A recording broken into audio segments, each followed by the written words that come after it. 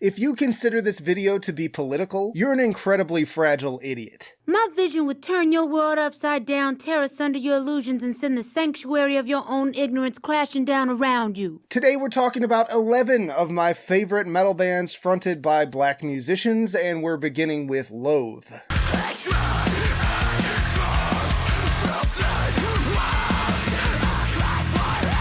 Loathe is easily in my top 3 or so metalcore bands of the modern era, fusing highly aggressive metallic hardcore a la Code Orange with the drifting ethereal bliss of Deftones. It's a contrast I never would have thought up on my own, but works so well, and a big part of that is just how hard Kadeem France goes on these heavy sections. Dude leaves an absolute crater with every syllable, but having actually spoken to the guy back in the podcast format days, I can confirm he is a class act, and the band was actually co-signed by Chino himself. If you somehow still haven't, check out their fantastic 2020 album, I Let It In and It Took Everything. I can't wait to see what they cook up next. Next up is Sevendust.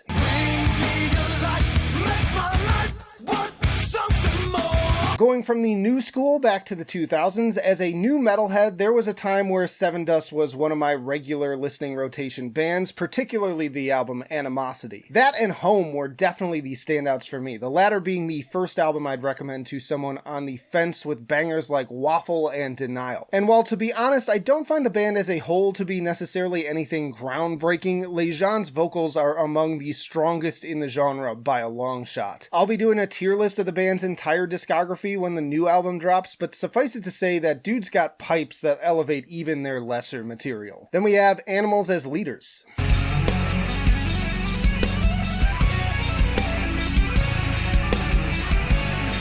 Look, there are a lot of talented black musicians on this list, but Tosin is just a fucking machine. Watching clips of him working his magic on both bass and guitar make me embarrassed to have ever even picked up the instrument. But trained at the Atlanta Institute of Music, not only are his performances pristine, his songwriting skills are just incredible. It's no wonder why he leads one of the few instrumental acts out there to have made a big name for themselves. They don't need vocals to make catchy, highly engaging compositions. You can check out my tier list to hear my thoughts on all of them. Next up is Howard Jones.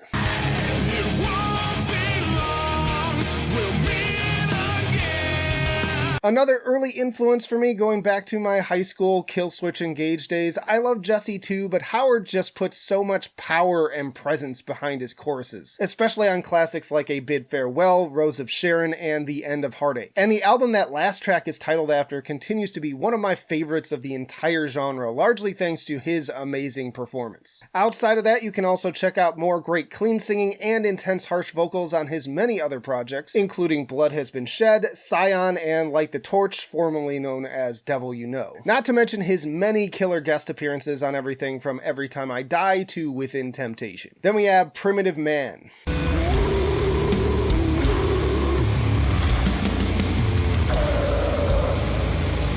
Taking a bit of a detour into the more extreme and miserable depths of metal, I can't tell you how many times I've crowned Ethan Lee McCarthy arguably the most devastating vocalist of all time. His work with Primitive Man, Vermin Womb, Withered, and Clinging to the Trees of a Forest Fire is utterly harrowing in every sense of the word. He opens his mouth like an actual portal to hell, with all of the human suffering spewing forth like Linda Blair's pea soup vomit. It doesn't matter how good of a mood you're in, you turn on one of these albums and the bleakness just permeates your entire body at the cellular level. He's like the Black Bolt of sludge and doom metal. But again, having spoken to him at length here on the channel, I can confirm what everybody in Colorado says about him being one of the nicest and most supportive people in the local scene. We've still got plenty more bands to cover, but just a reminder, if you're enjoying the video, hit the like button and share your own favorites down in the comments. But next up, we have Sepultura.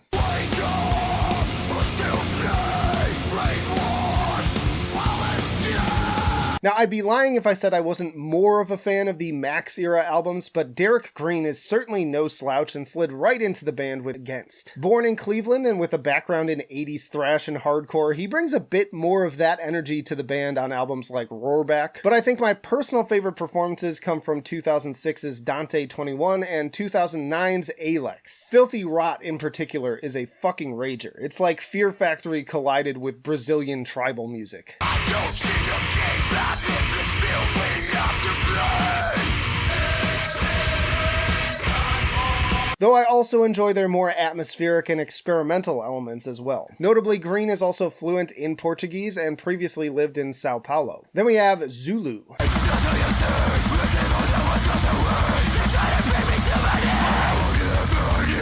Now, I've only just recently been made aware of this Los Angeles hardcore project, but they now have my full attention. Described in some places as a soul-infused power violence band, Zulu's music is deeply rooted in black pride and activism. The band balances both reverence and palpable anger regarding their shared cultural history, and all of that very much comes through in the music and accompanying videos. You can check out their debut full-length album, A New Tomorrow, which just dropped this March, and I have a feeling this is going to be a rising star to watch in the coming years. Then we have God Forbid.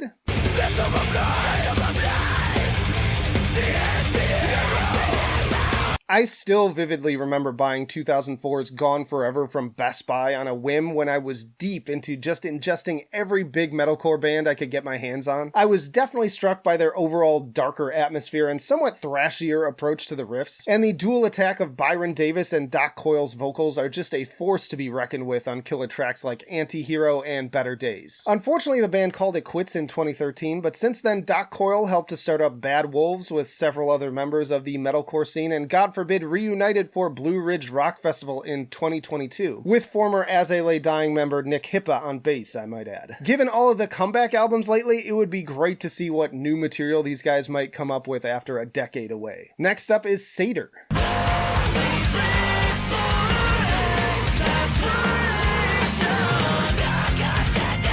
Another one of the bigger underdogs on this list, and the last that I've had the pleasure of speaking with on the channel. Satyr is an incredibly talented band that mixes elements of progressive metal, math rock, and mathcore into a fun and uplifting package I'd most closely compare to the likes of Dance Gavin Dance. Both of their current albums, Locus and Totem, are fantastic displays of instrumentation on all fronts, not the least of which from clean vocalist and co-lead guitar player JD Long. JD's soaring melodies just carry me away to the best places whenever I need a pick-me-up. He's like the complete opposite effect of what I mentioned for Ethan McCarthy. If you're looking for a place to start, check out the videos for Pika Yoon and Attrition. Then there's Jesus Peace.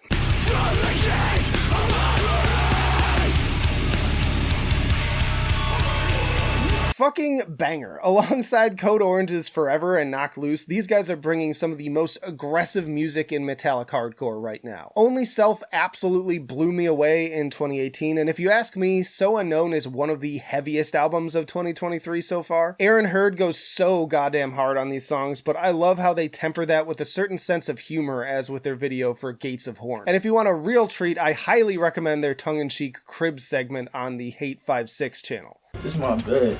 I done had this bed for about total like 2 hours now.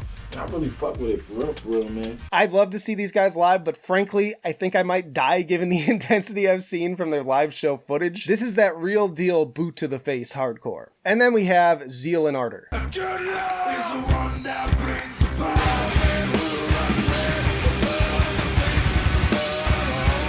Imagine taking what started as someone's racist joke on 4chan and turning it into both one of the most innovative and socially driven metal projects of the 21st century. With a black metal foundation and conceptually based around an alternative history where slaves embraced Satan instead of Jesus, the music is far more dark and real than anything that the second wave could have ever thought up. I remember the early rumblings of excitement in 2016 with the release of Devil Is Fine, but I don't think anyone fully anticipated to what heights Swiss musician Manuel Gagnon would take his sound. In particular, Stranger Fruit was such a powerful statement and unique vision that I named it #1 on my top 100 metal albums of the 2010s list. Between the music and what I hear of the shows, do not sleep on this band. Y'all check out this video for some of my favorite female-fronted metal bands, or check out this playlist to catch up on my favorite metal albums of 2023 so far. But that'll do it for now. Flight of Icarus signing off. I will see you in the trenches.